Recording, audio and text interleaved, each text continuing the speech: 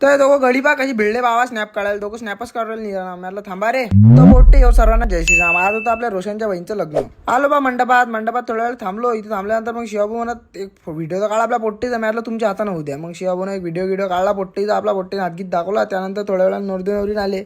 मग आमचं काय काम वाळायचं, गेलो बा वाळाण्याले.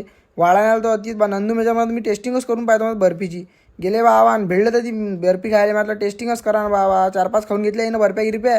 मग मला दिसले ती आदेश डॉनही बाबा बर्फी खात जात. मग आदेश डॉन बसले अतिसा हेच वाळतो म्हणून मी एकटाच वाळतो, तुम्ही चालले जा. म्हटलं नाही हो बाबा मी वाळतो.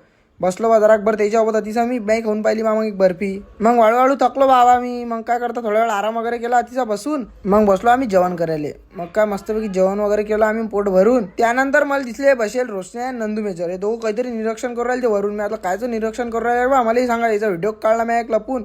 त्यानंतर मग येणं जागा बदलली बाबा, इकडे गेले.